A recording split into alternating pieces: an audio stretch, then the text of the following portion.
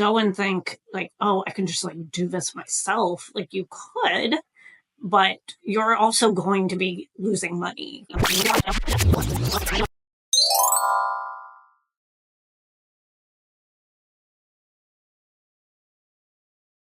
Hi, everyone. Welcome to the PPC Gals channel, your go-to source for actionable lessons from not one, but two PPC experts. My name is Amit, and I'm the owner and founder of Hopskip Media. We're an online marketing agency that specializes in Google Ads, and we also do Meta Ads. I'm a university instructor, a speaker, and also top 100 PPCer globally with 15 years of experience in the industry. And this is my co-host, Sarah. Hi, I'm Sarah, and I am a Google Ads trainer. I own my own company, Sarah Steeman LLC. I have 17 years of experience, and I also am a top 100 PPCer, VP of the Paid Search Association, and writer for Search Engine Land. Yes, you are. I love that. So today we've got a fun topic. It's one that Sarah and I have talked about ad nauseum, actually, in private conversations, and I'm so glad to be bringing this into the free world, I guess is the way to say it. Should you, as a business owner, be running your own ads? So business owners and ad managers, so people like us, have been divided on this topic for, quite frankly, as long as I can remember. And I'm hoping that we can shed some light and help you decide on whether or not you should be running ads for your business by the end of this episode. So whether you're a seasoned pro or just starting, these episodes are designed to give you insights, strategies, and tips so your campaigns will stop losing money and you'll start beating the competition. In the ad space, we've worked with everyone and everything from small businesses looking to make their mark to Fortune 500 companies that are just fighting to stay in the top position. So in each episode, we'll break down real world scenarios that both Sarah and I have lived through, dissect case studies, and then share actionable advice on how to implement things now versus something that's a little bit more theoretical. So we hope that you get a lot of value out of this. My first question for you, Sarah, is I've heard a lot of people say this, that Google ads are getting easier and easier every single day. How do you feel about that? I love that your lights go out. It's like a sign from the universe. Oh my gosh. But yeah, what are your thoughts? I mean, I think they're easy to run. You can poke a button and turn Google Ads on fairly easily. I don't want to say it out loud, but I've been replaced in jobs with people who don't know anything about Google Ads because the agency is like, I can just train anyone to do this. So yeah, I think it's easy to run them. Do you think, okay, so easy to run them, fine. Do you think that they can do it well? No, absolutely not. Not at all. Zero. Okay, fair. And what makes you think that? I mean, I think, experience, seeing what happens. So like, I'll give like some concrete examples, right? And I'll give it from like an agency side, especially because you have an agency where you don't do this. So unless you have someone senior that is like totally plugged in, you can put a junior person on someone who is like doing the right things, like because that's how they've been trained, but not thinking about it, how they're doing it. So like, is the account really performing badly? No, but does it have a strategy backing it up?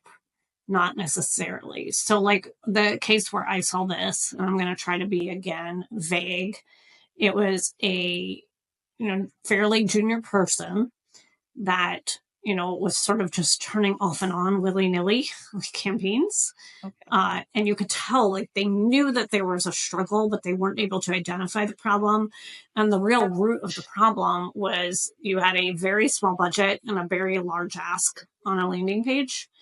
And no reference for like what the keywords were that got the person there, and realizing you really couldn't Google that thing and then be asking for an immediate action.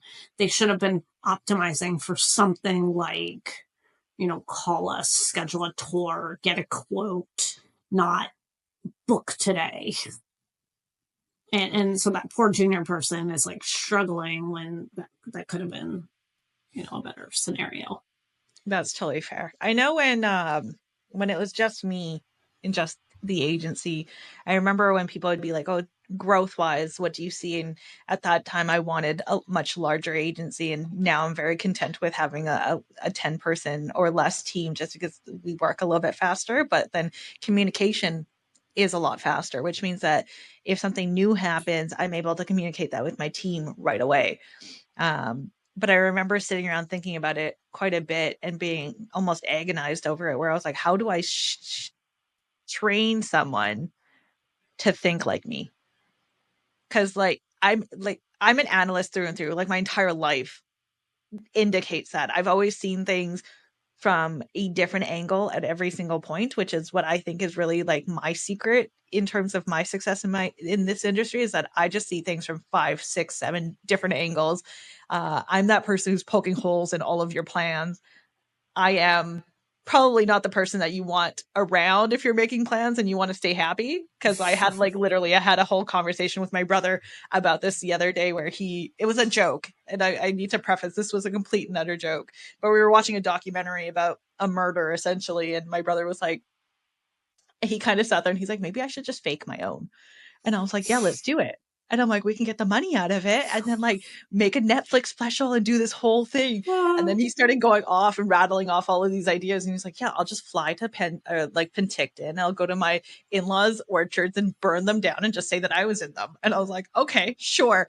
And then I sat there and I looked at him and he's just like, what? And I was like, the flight record is going to give you away. And I'm like, and the fact that they find no bones is also going to give you away. And then he's like, okay, fine, maybe I'll drive. And I was like, whose car are you going to take? You can't stop at a gas station. You can't do this. And I remember him walking on and he's like, you never support me in anything. And I was like, so yeah, if you want to make plans, I'm not the person to keep with you, especially if you want to be like, you just want to be silly with it. But when it comes to like actually thinking things through, like I'm that person who will poke holes in it. And teaching people that is really, really difficult. And you'd really have to invest a lot of time and effort into that individual to sit there and be like, oh, just watch over my shoulder as I ask myself a bunch of 20, 30 different questions. Yeah. So that way you learn to do that. Mm-hmm. So when people say Google ads are easy, I almost get slightly offended by that. Because like there's so many variables. There's so many variables. And for you to rattle those off of the top, like I've been in the industry for 15 years and I still struggle with this. Like sometimes I'll sit there, like there was one day an account wasn't generating impressions. We sat there and stared at it and we're like, what's happening? Redid the campaign like 4 times. Turns out Meta just never told us that there was outstanding payments, and like checking your payment is a no-brainer, but it wasn't something that we thought was an issue because the client had inputted their credit card information. We just didn't realize that there wasn't a payment that had gone through. So we were running on credit the entire time because we didn't know that the client was on credit. So like it was a bunch of random little things, and these silly little mistakes happen. But especially when you're novice, you don't know to think those things. And even like for somebody like myself, that took us a day to sit there and be like, what else could it be? And then we finally got there. But like, imagine someone who doesn't know that. Well, and I mean, and I think that that's the good, like, I always think like you and I know, I mean, we spend all day, like reading changes that Google makes the minute they respond. We know the impact. We know the impact based on our experience. We know what they're really saying. We know when they say this is good for us, whether or not that's really good for us or whether that's not so good with us. I remember the date and time I would be sitting there when an announcement was made that I feel like made an impact. And so to go and think like, oh, I can just like do this myself, like you could, but you're also going to be losing money, which is why you and I always are kind of pushing that messaging will help you save money. Because I guarantee you, if a business owner who's like running their business, busy running their business, is also just like running their Google ads on the side, I guarantee you I open that and it'll be a train wreck of destruction. They just don't know it. Yeah, I think it just we know where to look. Notion of being like the expert in what you're supposed to be an expert. I do understand that comes with a lot of privilege as well, right? Like some business owners just simply can't afford an agency that charges $2,500 a month. That's just not feasible sometimes, right? So I do understand that maybe doing it themselves and getting them to a place where they're like, okay, yeah, we're generating income now. It's just a matter of having someone else just put that on like supercharge, right? So there are arguments on a lot of different angles at this point, where a lot of people can come in and be like, well, there's budgeting issues, there's experience issues, there's accessibility issues. Maybe we want to work with someone locally, but we don't necessarily have that. Trust issues is a big one as well, because there's a lot of fly-by-nighter agencies that have unfortunately just made, I guess, like our names not bad. Like not even our names, like our industry, not necessarily the greatest. Like it takes one bad apple, really, right? And that's kind of basically what's kind of happened a little bit. So now gaining trust with everybody and actually convincing them maybe they can spend the $2,500 a month for an ad agency on top of their ad spend, but now there's a matter of trust and stuff like that that kind of comes into play. So it's an interesting topic, because like for me, obviously I'm an agency owner. We run ads for lead generation businesses, and we love doing that. It's our favorite thing in the entire world. But at the same time, convincing people that we're the agency for them is a completely different scenario. And we've had plenty of business owners who have run their own campaigns and actually done a relatively good job, because they got so obsessed that they learned everything that they needed to. But then I go back and I sit there and I go, well, how much time is this taking away from you and your actual business then? Because now you're just working in it. You're not working on it. You're not doing the actual things that are generating income. You're actually spending money right now and hoping for something to come in and hoping that this will change, the trajectory of your business. But at what cost? Like, what are you willing to give up is really truly the question. Yeah. And I mean, as a Google Ads trainer, right? So like my hope is to train agencies that are, or not agencies. Well, I do train agencies. That's a whole nother side of my business, but the training of the brands, I'm really looking at that business owner who would potentially do the cheap option, right? So they would do a cheap option. I'm by no means cheap. I am, the cost of, an agency, but it's only for like 1 or 2 months while I train them. So I build their campaigns, I build their strategy, I get them up to speed, and then I teach them how to maintain that going forward. And then from there, they call me if there is a problem, and I teach them, like, this is what you need to be looking at. These are the things you need to do this often to kind of keep that account hygiene. That's totally fair. Yeah. And there's plenty of options that kind of come into that. So if you're obviously a business owner that can't necessarily afford an agency every single month or a freelancer every single month, a trainer is a great option. And that's something actually we do internally as well, is we'll hire trainers every so often just to double check and take a look at our account. Exactly. And just make sure that we're on the right track and that we haven't missed anything. Because as much as we might be right on the front line when information comes in, sometimes things slip through the cracks. We might not be fully aware. There's a lot of information that's out there.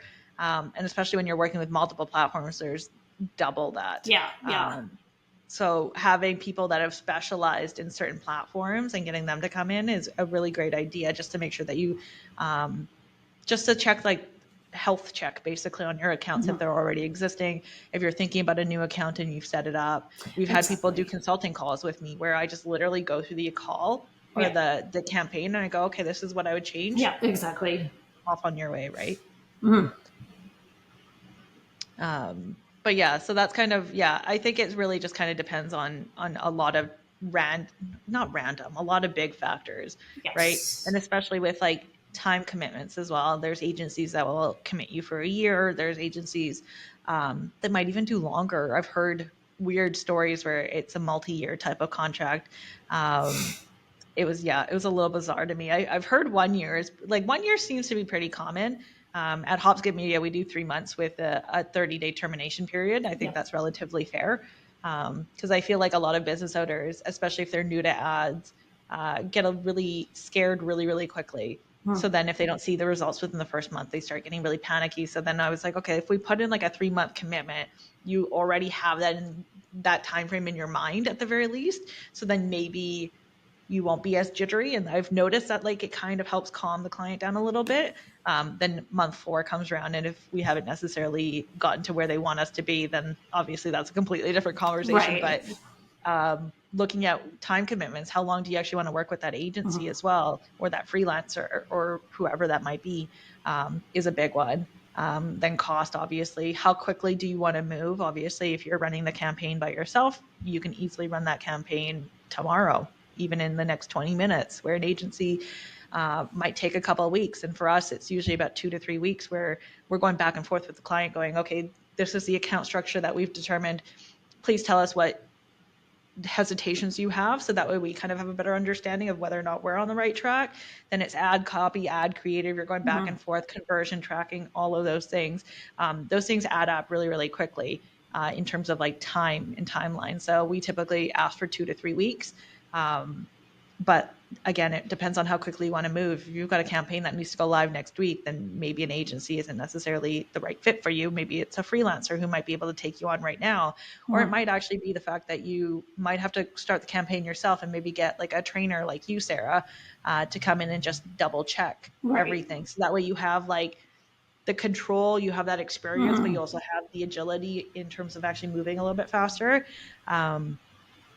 Yeah. Do you have any thoughts on that?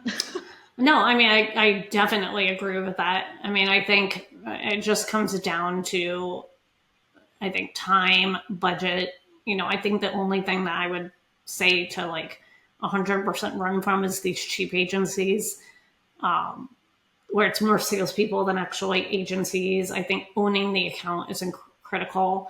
And then like understanding what's being done in your account, right? So regardless agency or trainer, we both have the same end goal, and that's for the client to understand what the heck's happening, and then taking the time to really be that sort of business side expert and interface with whoever's either advising you or doing the work for you. Yeah, and I think that's it. Like, I mean, this could be another episode for a different day, but even talking about how to select an agency or a freelancer or a trainer that's going to work for you is also a big, a whole different conversation. So to determine that you need to hire an agency is one thing. To determine which agency to hire is a completely other. So without getting into the weeds of that, because I feel like we should make that a different episode. Yes. My closing advice on that is not to interview one agency, interview multiples. See how they talk to you, who's bringing everything down to your level, so that way you actually understand things and that you feel more empowered, who makes you feel good, who, like, are they using a lot of jargon, or are they actually just talking in like plain English with you? I think that really kind of helps me determine whether I'm talking to an expert or if I'm talking to someone who's trying to show me that they're an expert, because those are two different things, right?